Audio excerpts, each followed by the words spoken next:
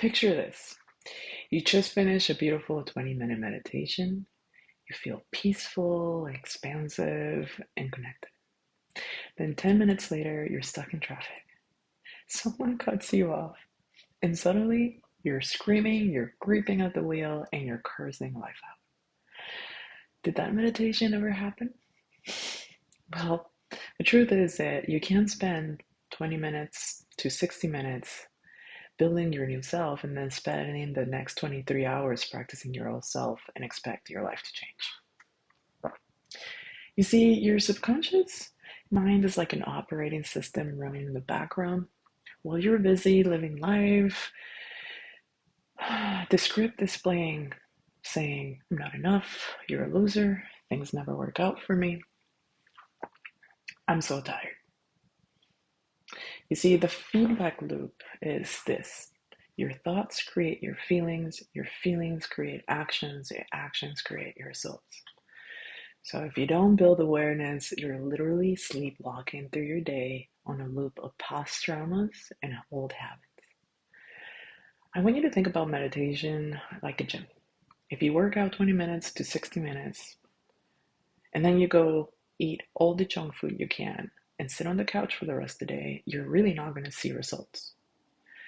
You see, meditation is where you do the weightlifting, where you encounter and rehearse the new emotions of joy, safety, and abundance. The next 23 hours is where you have to be that person out in the wild. So the trick is how to catch the trigger, right? It's not about being perfect, this is about being aware. When you get triggered, either by email, a spouse, a bill, that is your final exam. That is when you need to go ahead. In that moment of heat, can you stay in that frequency that you created in your first meditation? Or do you fall back into old programming and being your old self? Now I can go ahead and talk about how I'm going to go ahead and share how I find myself triggered, because I do. I'm a human. I'm always going to get triggered. News alert. Triggers are always going to be there. The thing is, it's like, how long are you going to go ahead and stay in those triggers? And even Dr. Joe Dispenza says, when they asked him, do you react? And he's like, yes, I do. He's really honest about it, and I'm too, because that's part of being human. Our emotions are just signals there to let us know what you need to work on. So being triggered is part of it. So, for example, if I find myself being triggered by something a loved one said to me, anything could be said that could trigger me, right? I will go ahead and ask for clarification because I'm already feeling that. For me, I feel it right here in my chest, and it starts, growing like this energy that starts growing and take over me. And when I feel that and I got triggered, I ask for clarification. Did you mean this? And that usually goes ahead and gives that person the time to be like, no, I meant this. And then you're like, okay, that will get me out of it. If the trigger is something in your life, then you need to go ahead and bring awareness to it, right?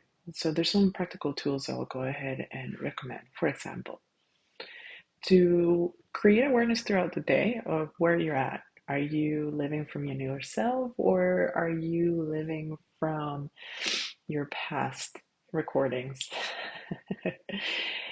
Create self-awareness alarm. You can do these like 3 times a day to go ahead and check in and just write in, who am I being right now? What is my internal weather report? That's another one that I liked. And literally just when those go off, then ask yourself, am I holding the frequency that I created this morning, or did I fall off? Now, if you notice that you fell off, then go ahead and jump back in it. It's okay. We're all gonna fall off. We all fall off. It's fine. It's expected. Now, if you're falling and you find yourself in a really, really big energetic pull where it really has a good hold of you, saying stop out loud will go ahead and break the circuit, the neural circuit. So that's a good way of just go ahead and stop it, right? Then at that point, you go ahead and fill in the gap after that. Stop. This is no longer true. This is who I am now. And then from there, you continue your movement. If it's still, because sometimes, man, those energetic loops, just they can't. They start coming and they come and they come and they're just so aggressive. Say stop. Get out of the environment where you're at and go somewhere else. Go for a little walk, or you want to go ahead and do a 5 minute meditation. That's what I do. If I have really challenging days, I sit down, and in the afternoons I do 15-minute meditation to get myself back into that frequency. It helps, it works. That's what I do.